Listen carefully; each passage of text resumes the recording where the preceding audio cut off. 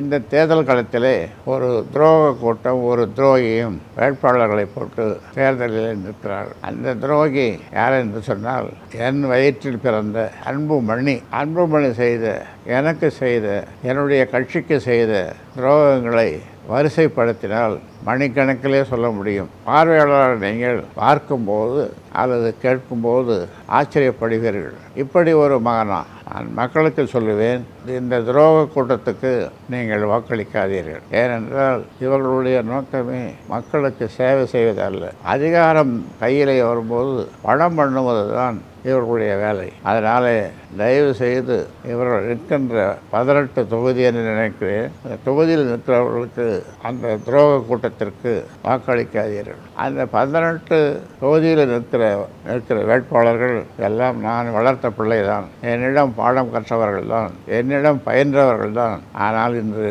பணத்திற்காக அணி மாறி அங்கே அன்புமணியிடம் போய் நிற்கிறார்கள். அவர்களுடைய நோக்கமெல்லாம், அவர்கள் சொல்வதெல்லாம் அதிகாரம் இருந்தால்தான் மக்களுக்கு சேவை செய்ய முடியும். ஆனால் உண்மையிலேயே அதிகாரம் இருந்தால்தான் மக்களுக்கு சேவை செய்ய முடியும் என்பது உண்மைதான். ஆனால் இவர்களுடைய நோக்கம் அதிகாரத்தை பெற்று மக்களுக்கு சேவை செய்வதல்ல, பணம் பண்ணுகிற வேலையைத்தான், அந்த கலையைத்தான் இவர்கள் கற்றிருக்கிறார்கள். இதிலிருந்து மக்களுக்கு தெரிவது இவருடைய நோக்கம் மக்களுக்கு சேவை செய்வதல்ல.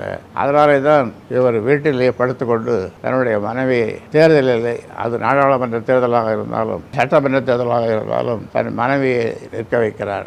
இவர் நேராக களம் காண வேண்டியது தானே. நாடாளுமன்றத்திலேயும் இவர் சில நாட்கள் தான் அங்கு சென்றார். ரொம்ப குறைவு, இந்தியாவிலேயே ரொம்ப குறைவாக இந்த இரு அவைகளுக்கும் சென்றது இவர்தான். இந்த மாதிரியான பயிற்சியை நான் கொடுக்கவில்லை. நான் கொடுத்த பயிற்சி மக்களுக்கான பிரச்சனைகள் ஏராளமாக இருக்கின்றன. அந்த பிரச்சனைகளை நாடாளுமன்றத்திலோ அல்லது சட்டமன்றத்திலோ பேச வேண்டும், வெளிக்கொண்டு வர வேண்டும் என்பதுதான். நேர்மாறாக டெல்லிக்கு போனால்தானே பேசுவதற்கு, போகாமல் இங்கே இருந்து கொண்டு இந்த ஆள் பிடிக்க வேலை, அப்பனுக்கு பங்கு வைத்த சுப்பன் என்று சொல்லுவார்கள். எனக்கு உழவு பார்த்த பிள்ளை என்று சொல்லுவதற்கு எனக்கு வெட்கமாக இருக்கிறது.